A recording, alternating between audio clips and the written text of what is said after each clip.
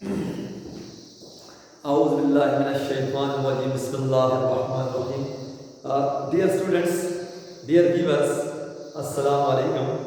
जैसा कि पिछले लेक्चर के अंदर, पिछले वीडियो के अंदर मैंने आपके साथ डिस्कस किया कि कंटिन्यूस सीरीज़ के अंदर जो टर्मिनोलॉजीज़ हैं उनके मैंने सारे नाम आपके सामने लिखे हुए थे।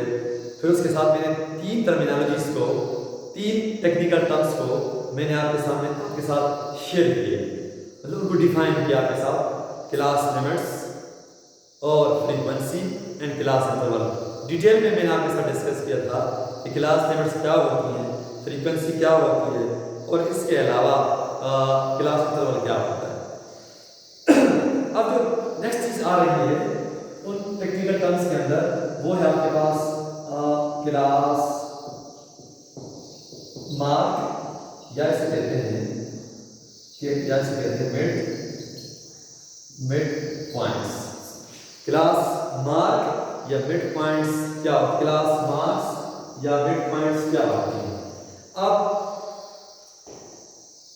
मतलब आपके पास जो क्लासेस होंगी, जिस तरह हर क्लास की फ्रीक्वेंसी होती है, हर क्लास की अपनी फ्रीक्वेंसी होती है, इसी तरह हर क्लास का अपना मिड पॉइंट होगा, अपना क्लास मार्क होगा या फिर फाइंड करना होगा। लेकिन होता क्या है, क्लास मिड पॉइंट्स होते क्या हैं या क्लास मार्क होते क्या हैं, ये हमें डिफाइन करना है।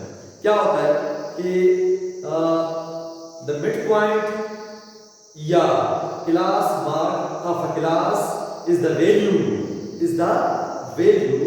which divide a class into two equal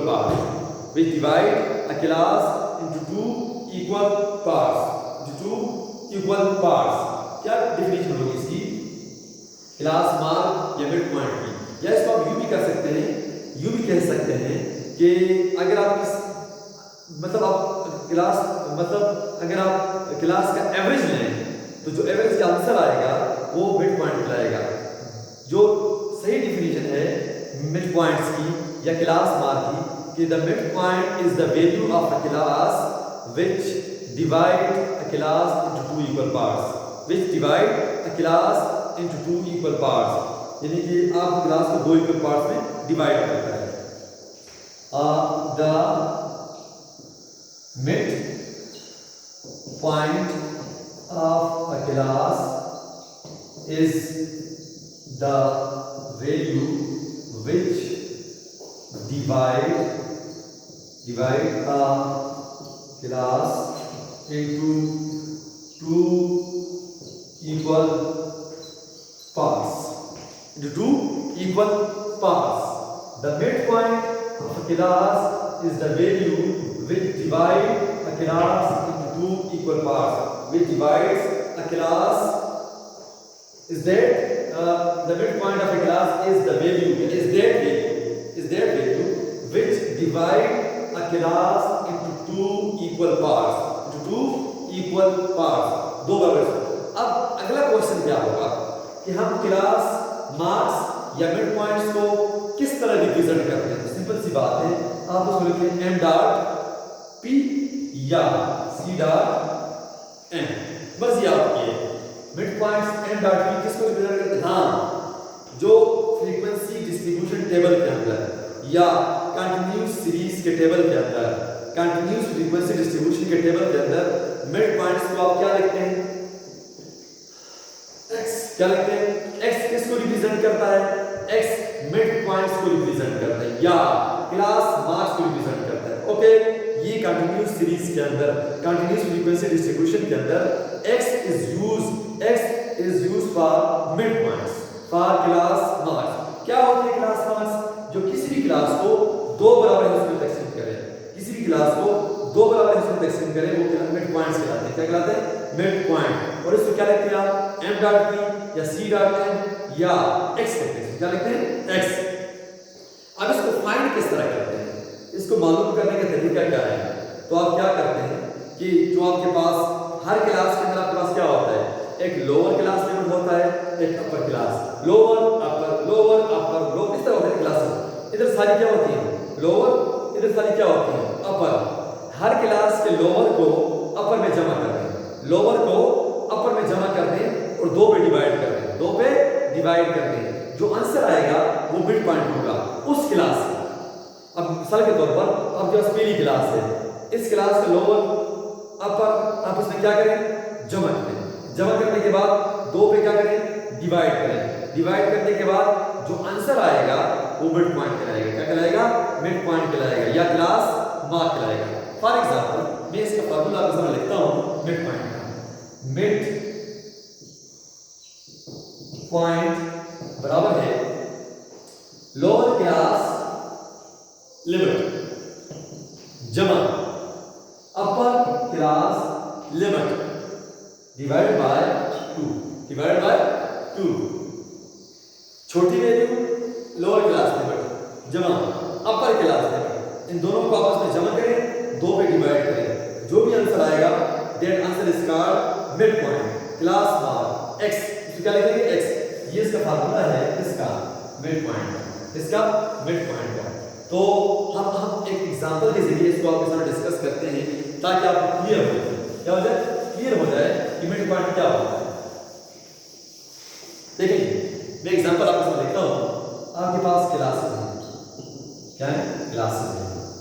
ये देखिए इसकी फ्रीक्वेंसी है, मैं वैसे लिखता हूं। अच्छा देखिए इस किस्म के टेबल को क्या कहते हैं, आप कंटीन्यूअस सीरीज कहते हैं। तो क्लासेस में आप देखते हैं 10 से 20, 20 से 30, 30 से 40, मैं वैसे लिख दिया है, ठीक है। और फ्रीक्वेंसी 2, 3 और 4। आपसे एक बंदा आके कहता है कि बेटा इसके लिए, इन क्लासेस के लिए मिड पॉइंट फाइंड करो। तो इस कॉलम का नाम क्या रखेंगे आप, x का नाम रखेंगे। x का नाम रखेंगे, x का मतलब क्या होगा, मिड पॉइंट्स। एक बंदा कहता है कि बेटा हर क्लास के लिए मिड पॉइंट फाइंड करो। हमने डिफाइन किया था कि मिड पॉइंट क्या होता है, mid point is that value which divide a class into two equal parts. और इसको मालूम किस तरह करते हैं कि लोअर को अपर में क्या करते हैं, जमा करते हैं, फिर दो पे क्या करते हैं, उसको डिवाइड करते हैं, और जो भी आंसर आता है उस आंसर को हम मिड पॉइंट कहते हैं। मिसाल के तौर पर अब पहली क्लास 10 से 20 देखिए, इसका लोअर लिमिट क्या है, उसका अपर लिमिट क्या है, डिवाइड बाय 2, डिवाइड बाय 2। 10 और 20 30, 30 बटा 2 15, कितना आता है सर, 15। ये 15 आपके पास क्या है, ये 15 आपके पास क्या है, मिड पॉइंट है। किस क्लास का, इस क्लास। अगली क्लास में क्या करेंगे, 20 जमा 30 बटा 2, 20 30 50 बटा 2 25, 25 क्या आपके पास मिड पॉइंट है, किसका, इस क्लास का। अच्छा जी, इसे क्या करेंगे, 30 plus 40 divide by 2, 30 40 70, 70 divide by 2 35। 15 is the midpoint for this class, 25 is the midpoint for this class, 35 is the midpoint for this class। एक और आसान तरीका भी है, एक और आसान तरीका भी है इनको मालूम करने का। अगर आप पहला midpoint फाइंड कर लें तो अगर आप खुद फाइंड कर सकते हैं। कैसे, देखिए अब इस क्लास के अंदर देखिए, इन क्लासेस के अंदर क्लास इंटरवल कितना है,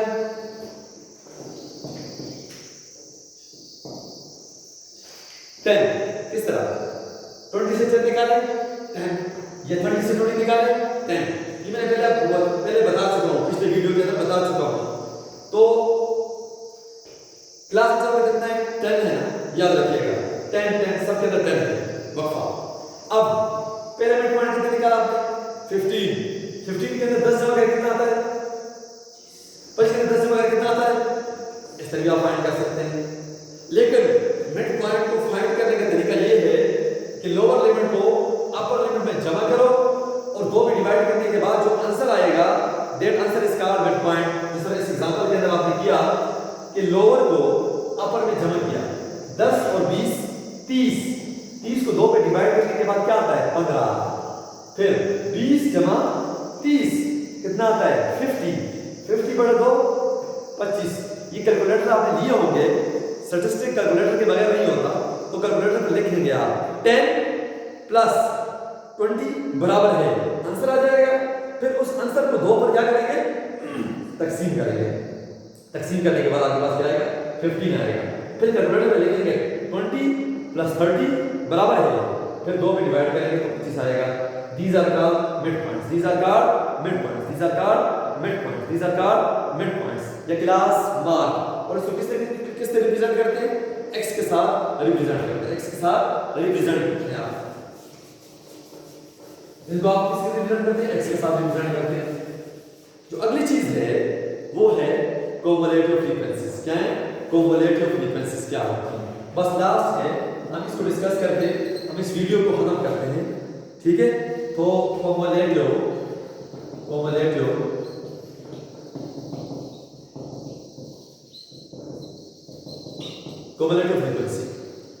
फ्रीक्वेंसी क्या होती है? अब इसको थोड़ा डिस्कस करते हैं कि कॉम्युलेटिव फ्रीक्वेंसी, जिस तरह आपने कहा कि हर क्लास की फ्रीक्वेंसी होती है, हर क्लास का मिड पॉइंट होता है, तो हर क्लास की कॉम्युलेटिव फ्रीक्वेंसी भी होती है। हर क्लास की कॉम्युलेटिव फ्रीक्वेंसी भी होती है।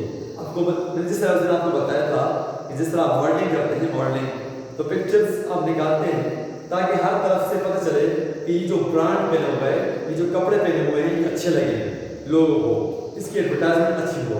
तो चीज़ वही है, क्लास लिमिट्स, फिर उसकी frequency, mid points, cumulative frequency. अब कॉम्युलेटिव फ्रीक्वेंसी क्या होती है? कॉम्युलेटिव फ्रीक्वेंसी क्या होती है? तो कॉम्युलेटिव फ्रीक्वेंसी का मतलब है कि उस क्लास की फ्रीक्वेंसी ऑफ दैट क्लास, जिस क्लास की फ्रीक्वेंसी फाइंड, जिस क्लास के लिए आप कॉम्युलेटिव फ्रीक्वेंसी फाइंड करने जा रहे हैं, जिस क्लास के लिए आप कॉम्युलेटिव फ्रीक्वेंसी फाइंड करने जा रहे हैं, उस क्लास की फ्रीक्वेंसी और उससे पिछली जितनी फ्रीक्वेंसीज हैं उनको क्या करें? जमा करें। यानी कि frequency of that class and summation of all previous classes is called cumulative frequency. क्या मतलब होगा? द फ्रीक्वेंसी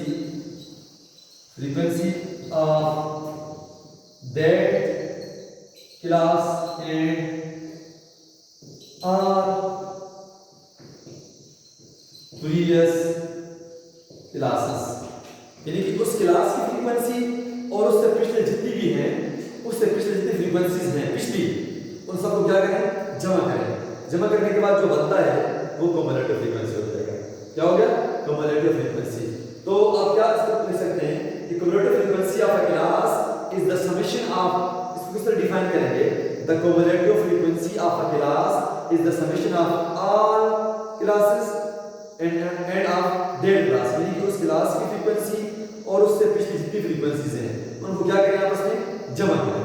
समेशन में यहाँ पे लफ्ज़ है समेशन, समेशन कहते हैं उसको जमा करें।